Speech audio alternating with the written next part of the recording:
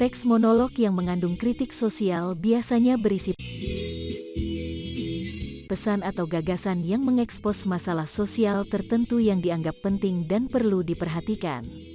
Untuk mengidentifikasi pesan dalam teks monolog yang mengandung kritik sosial, berikut adalah beberapa langkah yang dapat dilakukan. 1.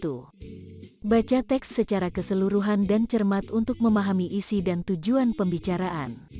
Perhatikan kata-kata dan frasa yang digunakan untuk menunjukkan permasalahan sosial yang dibahas. 2. Perhatikan tata bahasa dan gaya bahasa yang digunakan. Teks monolog yang mengandung kritik sosial biasanya ditulis dengan bahasa yang lugas, jelas, dan langsung. 3. Perhatikan topik atau tema yang dibahas dalam teks monolog.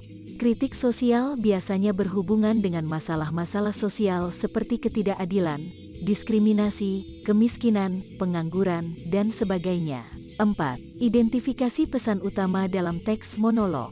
Pesan utama biasanya berisi penjelasan mengenai masalah sosial yang diangkat serta ide atau gagasan mengenai cara menyelesaikan atau mengatasi masalah tersebut. 5. Perhatikan argumen atau bukti yang digunakan untuk mendukung pesan utama.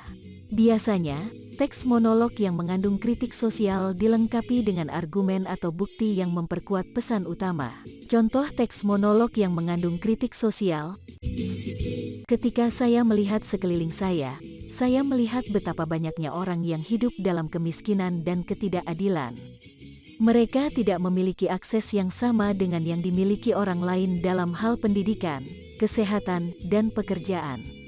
Ini adalah sebuah masalah sosial yang perlu kita perhatikan dan segera atasi. Kita harus berusaha untuk memberikan kesempatan yang sama bagi semua orang, tanpa terkecuali. Pesan utama dari teks monolog di atas adalah bahwa ketidakadilan sosial dan kemiskinan adalah masalah yang perlu diperhatikan dan diatasi. Dukungan argumen dari teks ini adalah bahwa banyak orang yang tidak memiliki kesempatan yang sama dalam hal pendidikan, kesehatan, dan pekerjaan.